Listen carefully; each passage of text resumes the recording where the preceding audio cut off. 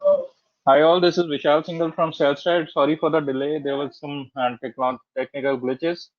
So transferring control to Shreyas right away for in interest of time. Shreyas,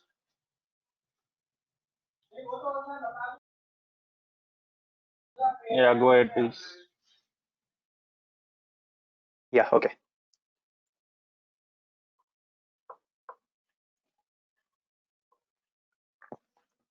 So hi all. So today I'll be presenting a webinar on laser and Distilbert multilingual models. So I'll be discussing about the way these two models have been built, that is laser and Distilbert, and some brief background on knowledge distillation. After that, I'll also discuss on byte pair encoding, which is very important when we start training the laser as well as the Distilbert models. And finally, I'll be showing you the Flask application, which has been deployed in GCP Kubernetes. So this application is related to text similarity using a laser and Distilbert. Suppose you enter two sentences, it will be giving you the similarity between those two sentences, irrespective of the language. So the text one can be in one language and text two can be in some other language. So irrespective of language, when you choose the model type, it will be giving you the similarity score.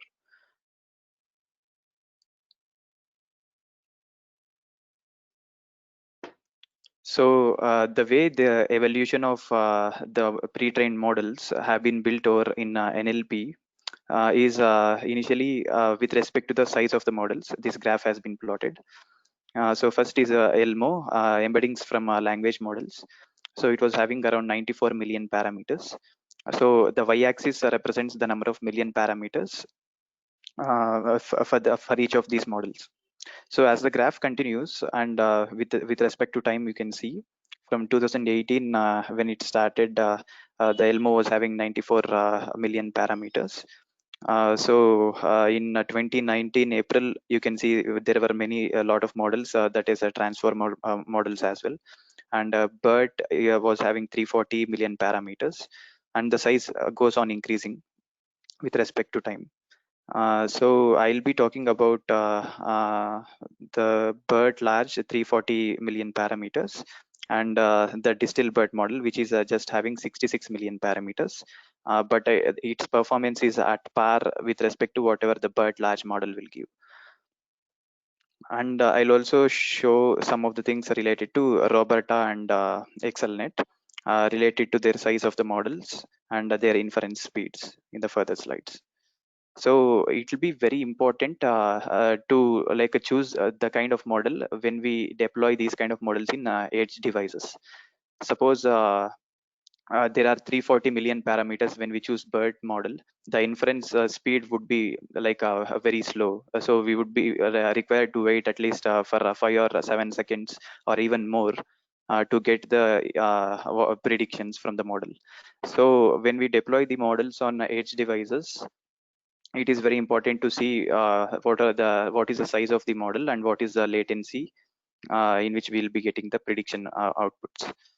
So in that way, knowledge distillation and Distilbert, it has excelled a lot with respect to BERT in terms of inference speed.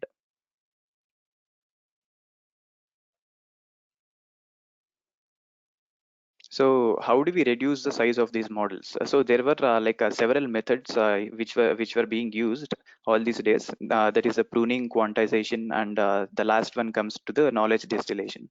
So these are the different methods which are being used to reduce the size of the model. So coming to the pruning, so in pruning, what happens is that the neural network model, which will be having neurons, and there will be a lot of connections between the neurons.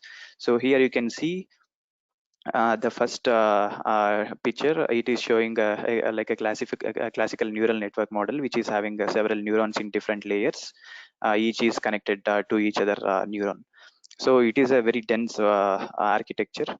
So when we consider a very bigger models, it will be having a lot of neurons as well as the connections, and we would require to store the weights and biases for all these neurons. These are the parameters that we will be talking about in BERT model or Distilbert model. So those 340 million parameters or 66 million parameters are those parameters which are being stored with respect to the weights and biases of these neurons. So to reduce the number of parameters, what we do in pruning is we either cut off the neurons or we either cut off the synapses or connections between the neurons. So here you can see from the left and the right pic. So the number of connections are less, and even the number of neurons are less with respect to each and every layer. So this is one way of reducing the size of the model. So the second method is quantization.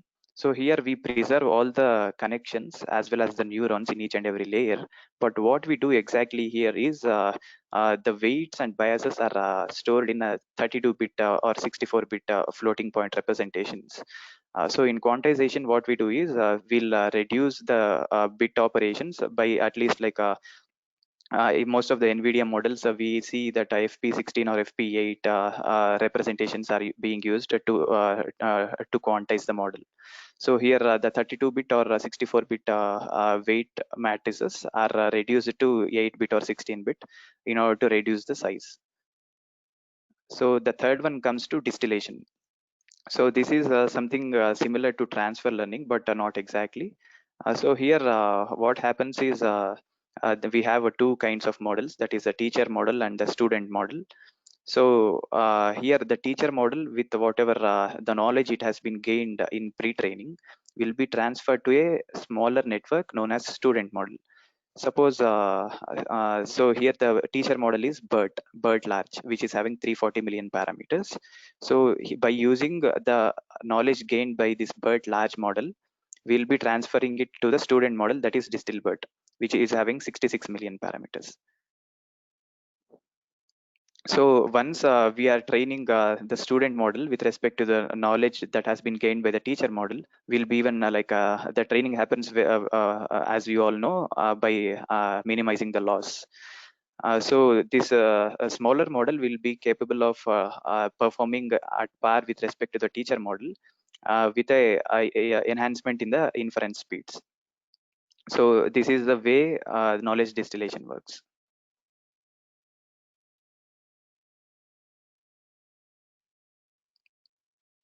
So coming to the knowledge distillation, there were several methods that have been presented to improve the BERT performance. So either based on the computational speed or based on the prediction metrics. So as you can see from this chart, there are four models: BERT, Robota, DistilBERT, and ExcelNet. So BERT's size, you can see, BERT base size is 110 million parameters, and BERT large size is 340 million parameters.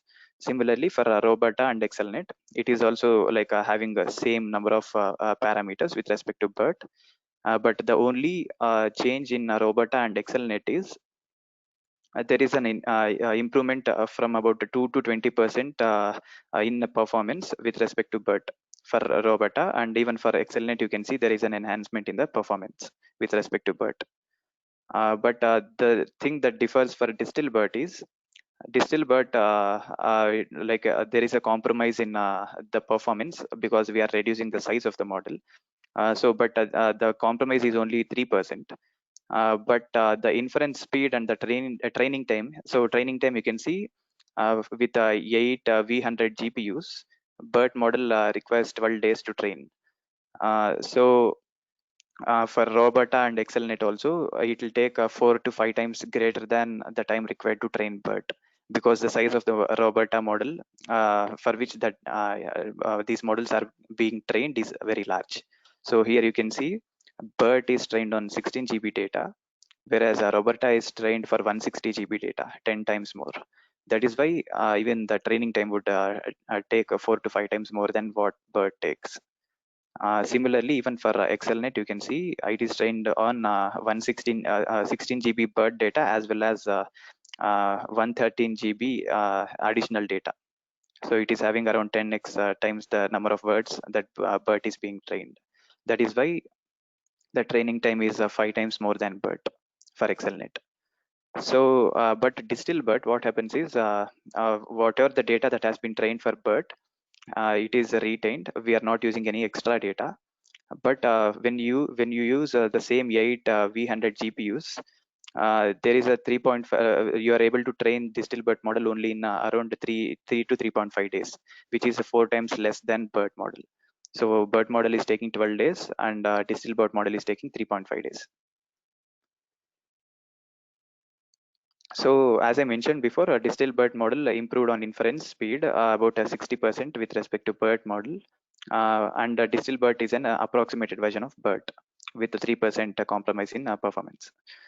So it retains 97% performance with a reduction of 40% of parameters. So there were 340 million parameters for BERT, BERT large, and base it is having 110 million parameters. So for Distilbert base, it is having 66 million parameters. So 110 and 66, you can see around 40% reduction in number of parameters.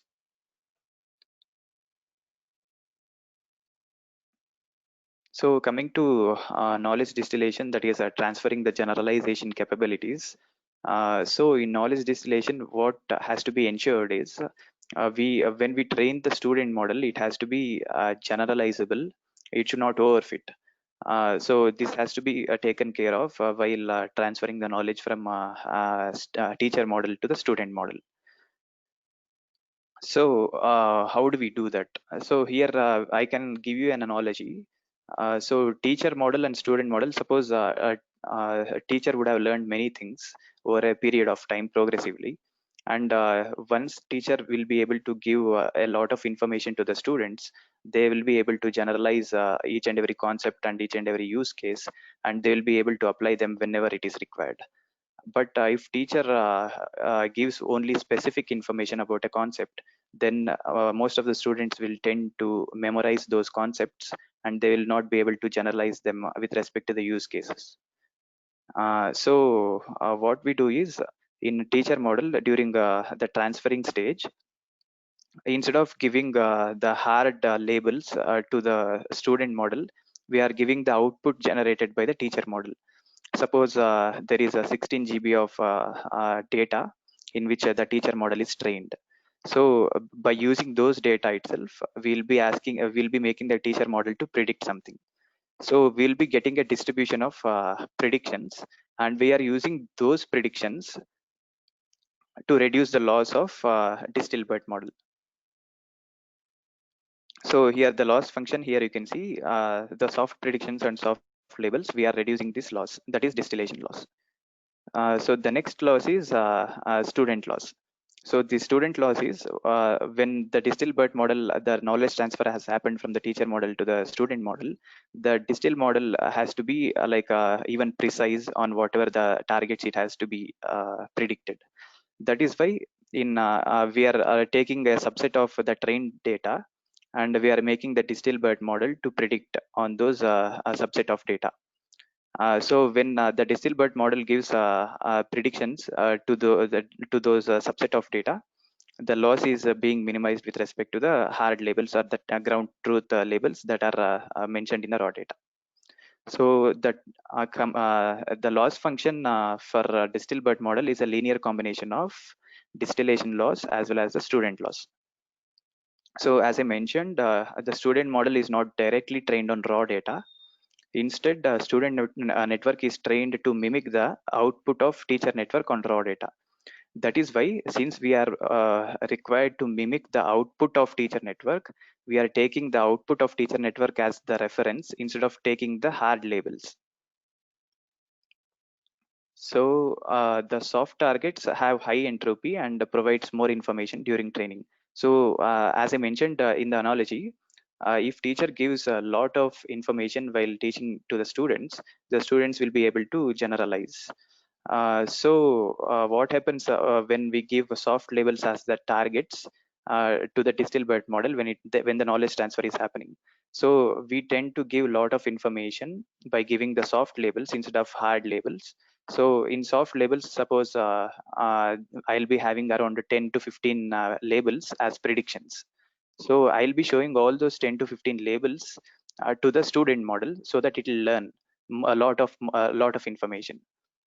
Suppose if I show only one or two labels to the student model, it will be able to learn only those two. Instead, I'm showing all the predictions made by the teacher model. Therefore, with a lot of information, the student model will be able to learn quickly. That is why soft targets are being used instead of hard labels during distillation stage. So as I mentioned, the total loss is a linear combination of cross entropy with the soft targets as well as cross entropy with the ground truth labels. So you can ask me whether why do we require these two separate loss functions? We can have only one loss function. So the cross entropy with respect to soft targets is required to make the distill model to generalize, but at the same time, the distill model should be very precise with respect to whatever it has been asked to predict. Therefore, we have to even take care of the preciseness of the output that is being generated by the trained distill model. That is why we are using the second loss function, that is a cross entropy with respect to ground truth labels. So we are taking care of both the generalization as well as the preciseness with respect to the output. So I'll be explaining further with respect to what this softmax with softmax with the temperature means. So here softmax with the temperature is equal to T, and here it is mentioned T is equal to 1. I'll explain this further in a Jupyter notebook.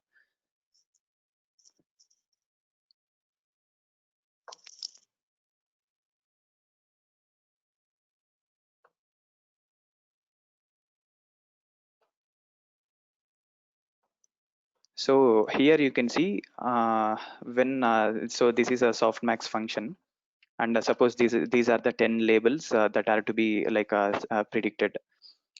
So in softmax, this is a softmax function with respect to temperature.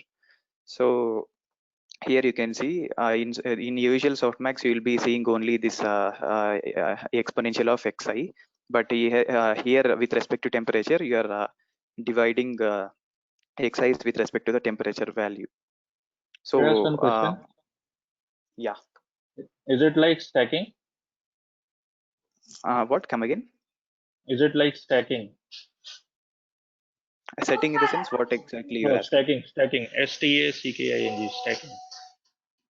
Stacking. Okay. No.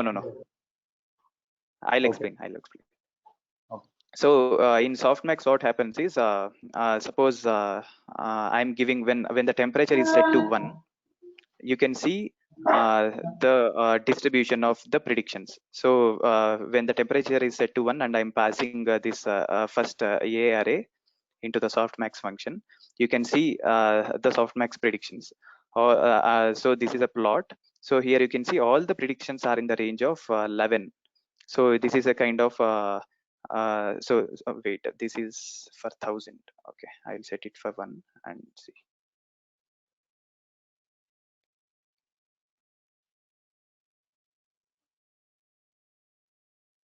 Yeah. So when I set the temperature to 1, what happens is we'll be getting a hard prediction. That is, I'll be having a particular label which will be having around 90% probability, and the rest of all the labels will be having the probability equal to or equal to 0 or nearby 0. So this will be similar to, let me draw it and show you. Oh.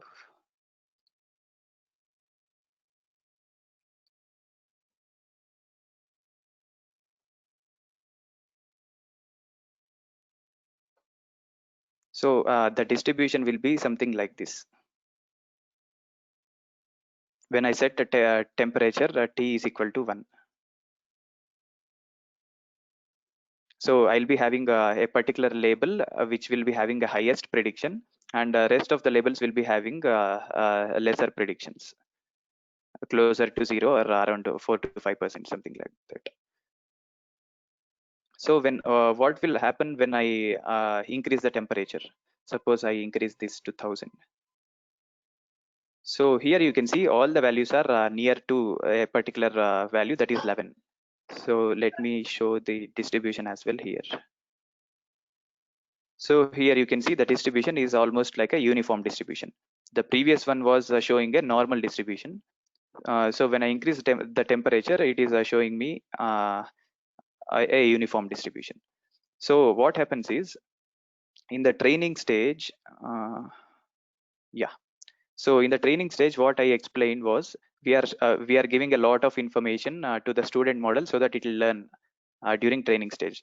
That is why the temperature is set to infinity. So here T tends to infinity. When I increase the temperature, the distribution is becoming uniform. That is, I am giving equal importance to all the labels that are being given as predictions. Therefore, the student model will be able to learn all the information that is being thrown by the teacher model. But once I'm coming to the inference stage, I'm setting t is equal to 1. So what happens when t is equal to 1? As I showed you before, so t is equal to 1 was showing a normal distribution with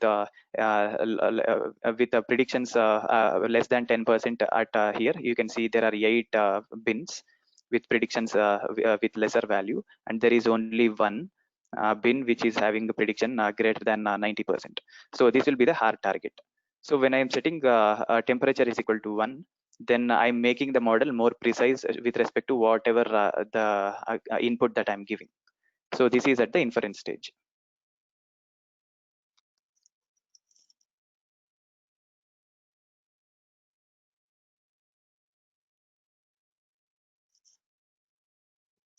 So in a Distilbert model, what happens is, so as I mentioned before, this is a formula that is being used here.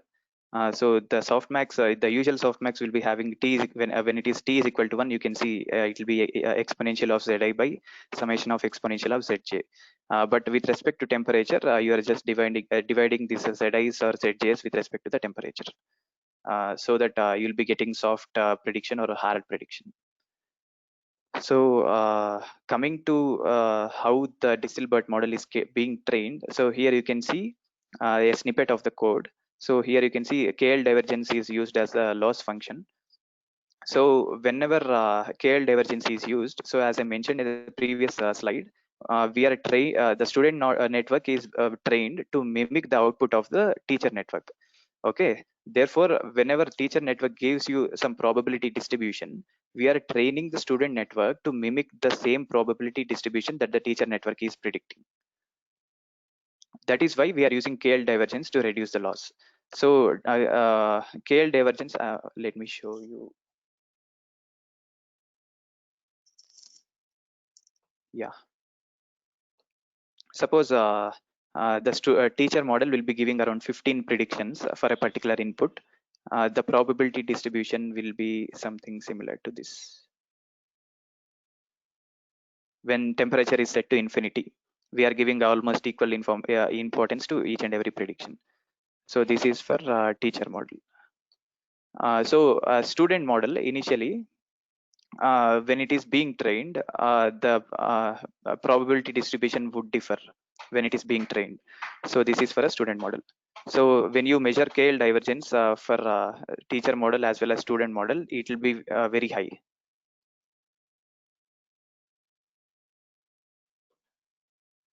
So this is the divergence.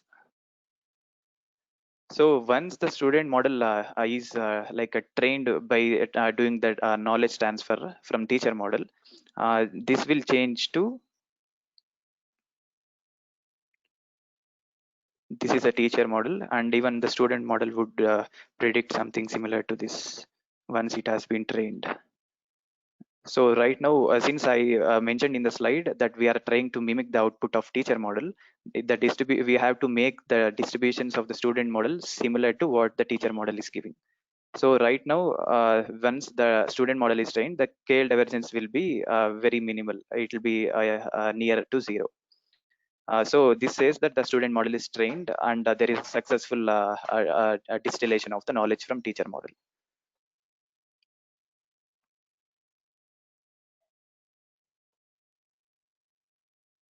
So here in the formula, you can see P is with respect to the teacher model and Q is with respect to the student model. So KL divergence is used to match the distributions of teacher and student model during training.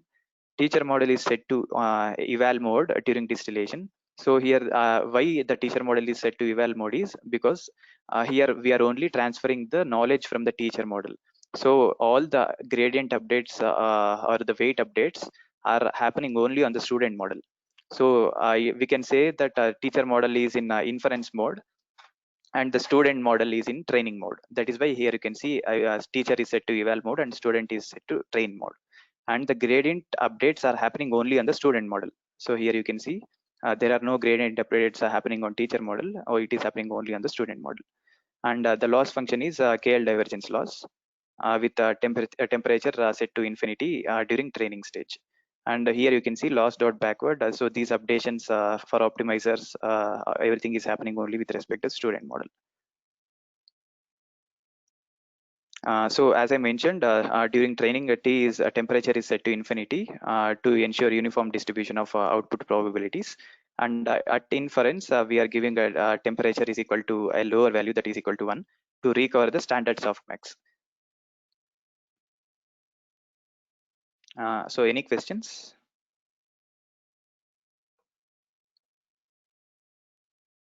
No questions so far. Shreyas, go ahead. Yeah, okay.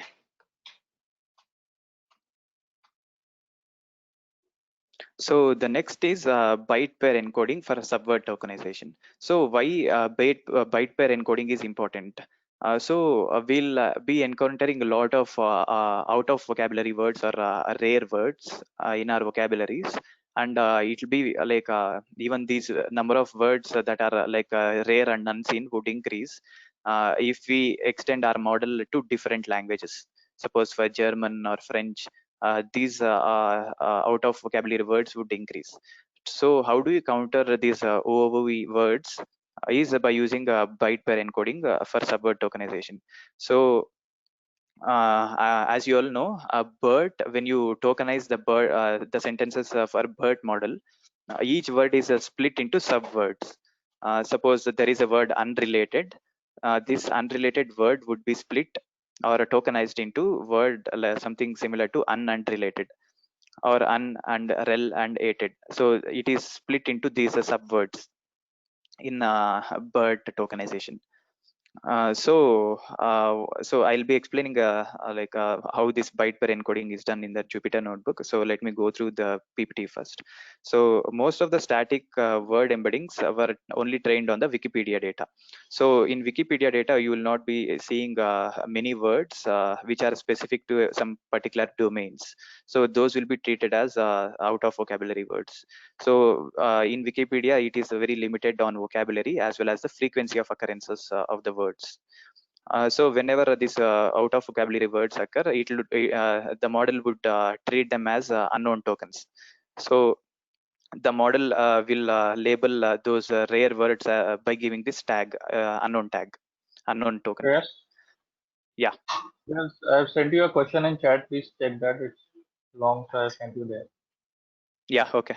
As student model is trained to predict the output from teacher's model, aren't we limiting the student model performance to that of teacher's model? That is, if teacher's model is bad, then student model can at most match that performance. Yeah, so at max, we'll be able to match only the performance of the teacher model that is being trained. So you have to ensure that the teacher model is very highly capable of doing the things. So here, the main intention for knowledge distillation is to reduce the size of the model by reducing the number of parameters. So here we are not focusing on the performance enhancement with respect to the teacher model. Here we are only focusing on getting the inference very quickly with respect to the teacher model.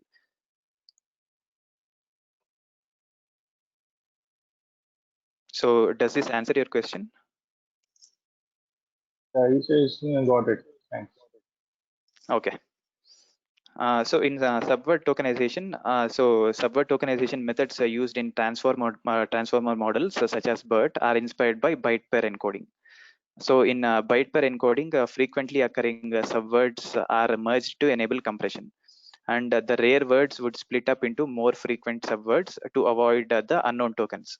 So here you can see in a byte pair encoding, what we do is each and every word in the vocabulary is splitted into individual characters. So after that, we will merge, we will calculate the frequency of occurrence of each of these characters in the vocabulary. So when I calculate the frequency of occurrence of all the characters in the vocabulary, initially in the first step, suppose I get R and E are having the highest number of occurrences. then what I'll do is I'll merge this R and E together. So here you can see in the second step, the word R and E, the letters R and E are merged together to form a subword. So in the next step, after merging, what I'll do is I'll again initialize the vocabulary. So in the second step of initialization, in the first step of initialization, R and E were treated separately. In second step of initialization, since RE have been merged, RE would be treated as a single entity. So after doing this, again, I'll calculate the frequency of occurrences of all these letters in the vocabulary. So in the second iteration, suppose A and T are having high frequency of occurrence in the vocabulary, and therefore I'm merging A and T together. So like this, when I keep on doing for several iterations, I'll be able to merge each and every letter with respect to the final word that we want to get. So so the depth here of merging or convergence will depend on the extent of the vocabulary. Suppose I'm having only 500 words in my vocabulary, and I don't have like a more words, I'll be able to maybe converge only with respect to the first 4 or 5 steps. So the more information or the higher the vocabulary size is, it will be a better convergence with respect to the subwords. So maybe in BERT or transformer models, you can see the word is being splitted to maybe similar to this unrelated or unrelated, something similar to this. So let me show you the Jupyter notebook by parent code.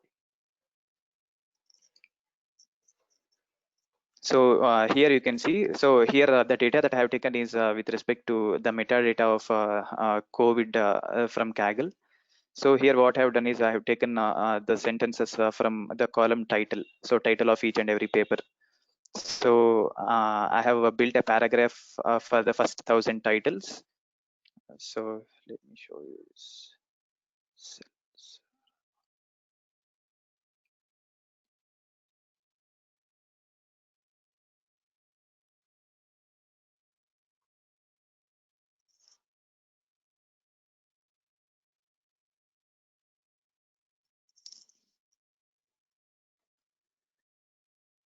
So here you can see first 1,000 titles I have mentioned build this as a paragraph. So this will be the vocabulary. So after so once I build the vocabulary, so here you can see while building the vocabulary, what I'm doing is each and every word in the paragraph has been splitted into individual characters, and at the end of each and every word, I am joining this /w token. So here you can see the counter. The word clinical has been split into individual characters, and at the end of the word, I'm mentioning this token to represent that it is the end of the word. So here you can see the frequency of clinical, it is 22. So the next step is to calculate the frequency of occurrences of each and every letter in the corpus. After that, I'm merging it. Merge all occurrences of the most frequent pair. So so after the first iteration, you can see the words, the letters I and N have been merged together. So this is the final step. So here you can see after 300 iterations of merging, so this is a hyperparameter. So if I give it only 10 times, so here you can see there are very few words that have been merged right now after 10 merges. Suppose I'm giving it around a very higher number, that is 400. After 400 merges,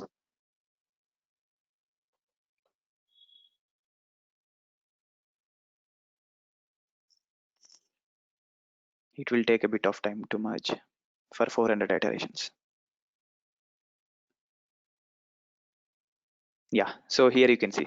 So at 10 iterations, all the words were almost like separated. At 400 iterations of merging, you can see how this has been converged. The clinical word has been converged to CL and inical, and pneumonia has been converged to like this P and pneumonia.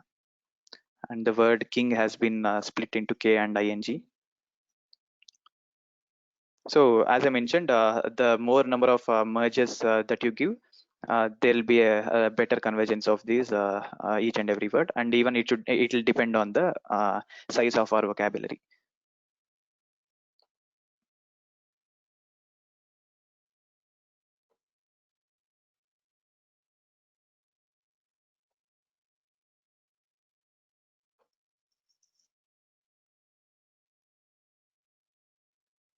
So coming to laser multilingual, so here I'll be discussing about these shared embedding spaces, how these are built.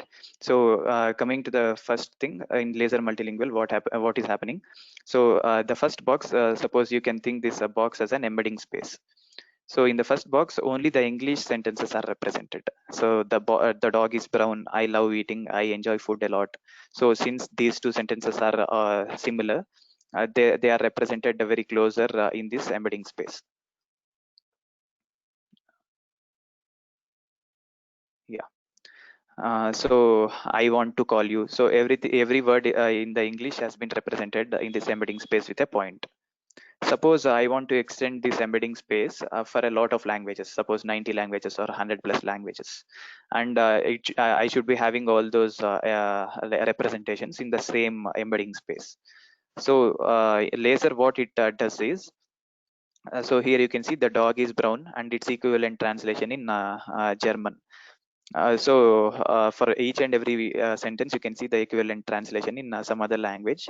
But since the meanings are same, irrespective of the language, it is the points are represented very closer to each other. So these representations are said to be like a shared embedding spaces, which is not only having English, as it will be having several different languages for which it has been trained for. So laser multilingual is trained for around 93 languages. So for all those 93 languages, so this is the same embedding space in which the closer semantic sentences, irrespective of the language, are pointed out very closer to each other in the embedding spaces. Here, the byte per encoding will be very important. So when I'm extending this laser model for around 93 languages, I should be having this byte per encoding done for all those 93 languages. This will be like a shared BP. So here this BP has been represented, right? So in the decoder, what we do is it will be a shared BP. So the byte per encoding model has to be trained for all those 93 languages, so that irrespective of the language, the tokens would be split up with respect to their occurrences. So here the same statement in any language will end up in same neighborhood. The encoder is a 5-layer bi-LSTM network. So here you can see the encoder. It will be having 5 layers of bi-LSTMs. So initially the input to the bi-LSTMs are sent with respect to the byte per encoding embeddings. So each and every word in the sentence would be split up into subwords using byte per encoding, and that would be sent to the 5-layer bi-LSTM network. So for every sentence, this encoder would be like giving us the sentence embeddings for each and every sentence. So every sentence is represented as a 1024 dimensional fixed vector. So for every particular sentence, you'll be having a 1024 comma 1 shape of the NumPy array. That is embedding vector. So the main purpose of the encoder is only to capture all the relevant information in the form of embedding. So the main purpose of encoder is to just give the sentence embedding for whatever the sentence that has been passed in the input. So the decoder is initialized with sentence embeddings for downstream tasks like translation, sentiment classification, and much more. So using these sentence embeddings from the encoder, what the decoder will do is, so in the decoder we'll be giving the target language in which a particular English sentence has to be translated. So here you can see L refers to the target language. Suppose I give it as German, and I'll be giving the sentence embeddings as the input, as well as the shared BPE vocabulary. So by giving all this information, I'll be able to translate a particular English sentence to a target language, that is German. So here each and every YIs are the words that are getting translated with respect to the sentence, English sentence. So shared BPA vocabulary trained on concatenation of all languages is used in decoder. Currently, Laser supports 93 languages, yeah, and DistilBERT supports 110 languages. So the main intention of this slide is to compare the performance of Laser as well as DistilBERT multilingual. So in Laser, what happens is suppose so the last picture you can see, this is a STS task, that is a semantic textual similarity task.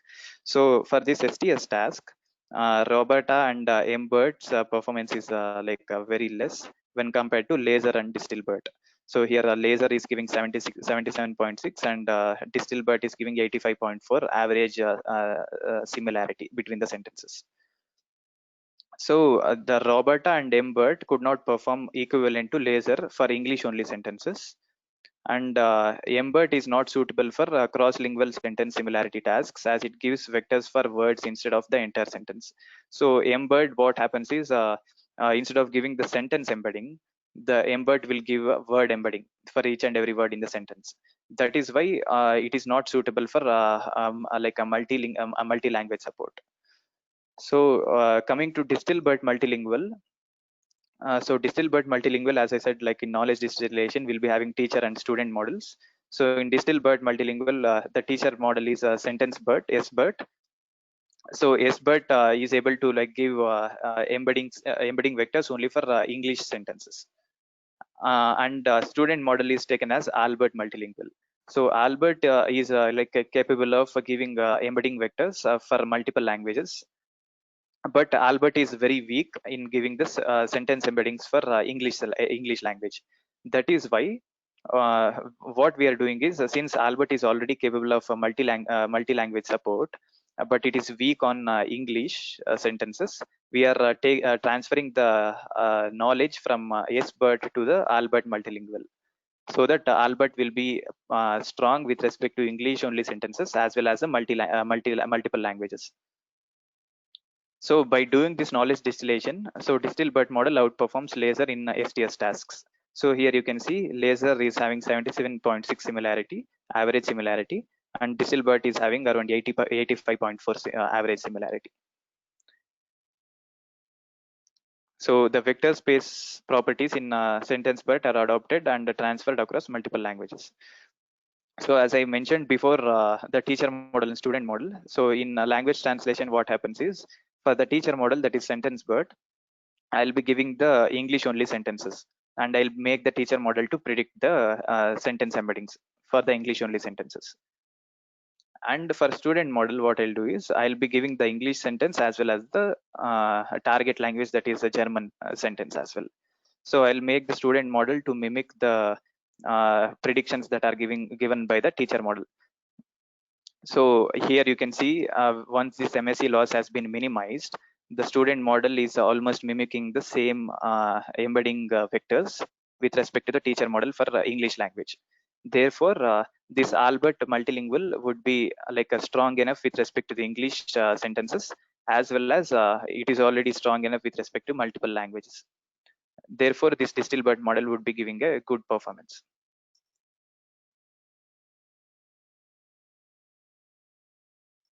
So finally, I'll show you this one. I have deployed a Flask application based on this text similarity in Kubernetes engine.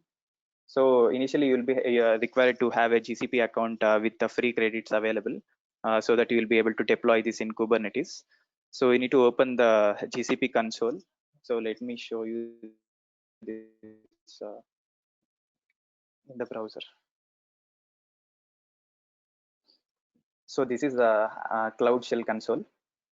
So this would open up a default VM which will be allocated for every GCP user, and it will be having 5 GB of storage. So once this console is opened, you are supposed to enter the commands. Let me show you.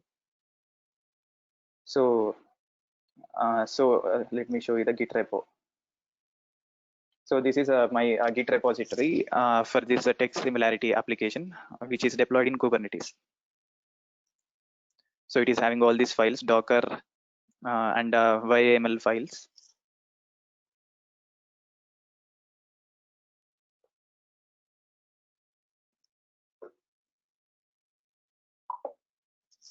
So you can visit this repository, and I have like I mentioned a lot of information about my experiences during deployment in Kubernetes.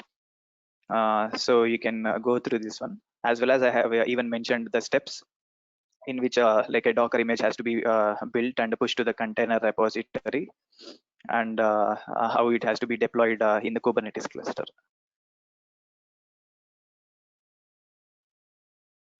So once you open that GCP console, you can clone my repository, which is mentioned from this Git link. So once this has been cloned, you can build a Docker image and push it into the Google's container repository, that is gcr.io. After that, once the Docker image has been built, you can enable a Kubernetes engine API and navigate to the Kubernetes clusters. So you can create a Kubernetes cluster with one node having 3.5 GB RAM. So once the cluster has been enabled, the kubectl commands can be entered. That is a kubectl apply deployment.yml and service.yml. Once these commands are entered, you'll be able to see the application with the link, the external IP that has been generated. So this is the application's IP.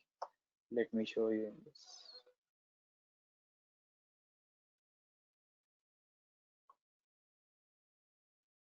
So anyone can enter this IP in your respective browsers and view this application and enter the text. So there are some default sentences. Suppose, so the first sentence is in English and the second sentence is another language. So I'll select laser, and it is showing 86% similarity. Suppose I take DistilBert model.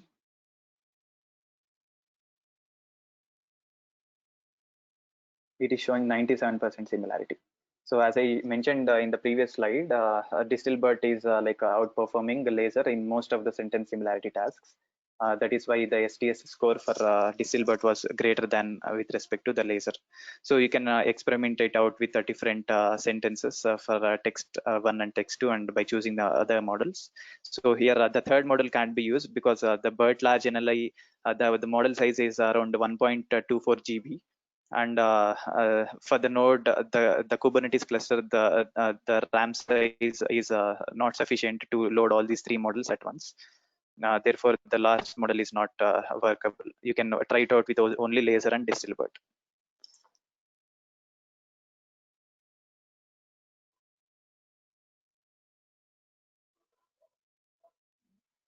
And even coming to the GitHub page, you can as I mentioned, you can see all the details how to like build the Docker image. So this is a command to build the Docker image. And the rest of the files are already mentioned in the once you clone the repository, all these deployment and service.yaml files are already available. Deployment and service YAML files. So even Docker file is available. So no need to change anything. So only in the deployment YAML file, you need to change this. So this is the image path. So the container image, Docker container image, once you have built, so you have to paste that Docker image path in this deployment service YAML file. So only this change has to be made.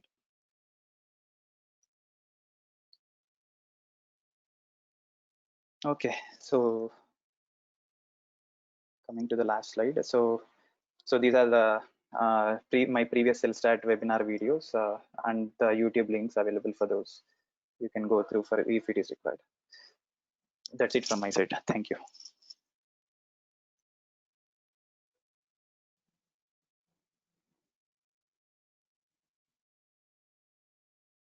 More questions for you in chat, Shreyas? Yeah. Byte pair or subword embedding example again. Okay. Audience, any more questions? This is the time. Okay. Initially, suppose there is some, so you can consider this unrelated as a reference. Suppose unrelated is a very rare or a very like a less frequent word. So you are splitting this less frequent word into each and every character individually. So once this has been done, in each and every iteration, what you're doing is you are merging those letters which are very frequently occurring in the entire vocabulary. So once this merging is being done for several times, you will be able to converge most of these letters into subwords. So once this subword has been like built, you instead of giving the entire word, you'll be breaking each and every word into subwords and giving it to the by LSTM network or transformer model, so that the model will be like instead of giving unknown tokens for these rare words, it will be able to split up into known tokens, and it will be able to give the embeddings for those.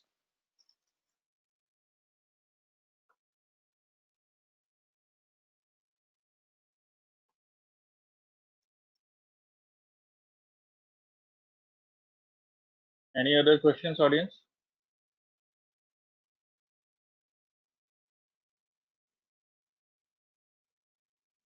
So people are appreciating as always. As your sessions are always a hit.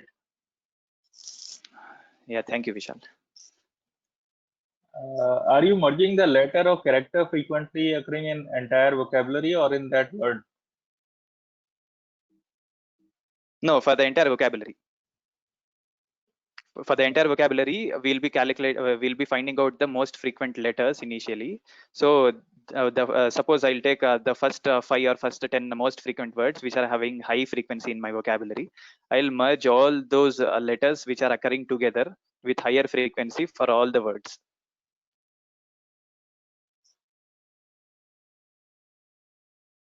Okay, this session is being recorded, so will be made live on our YouTube channel in what 2 to 3 days time. I'll just put the YouTube channel link.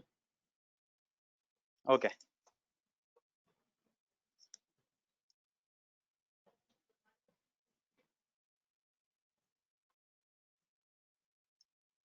So I've just put the session said YouTube link. You can find it on the same in 2 to 3 days time.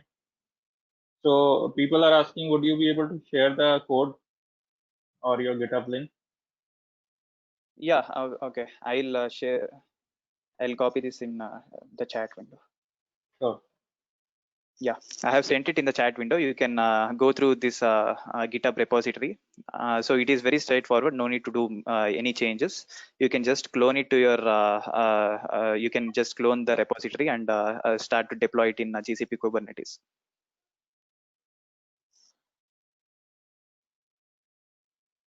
So I've sent his GitHub profile. You can all check that. Any other questions, audience?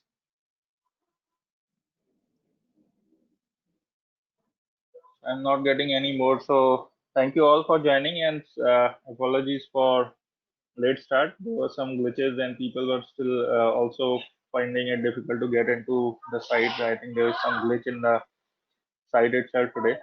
So thank you all for attending and look forward to see you in future webinars. Thank you.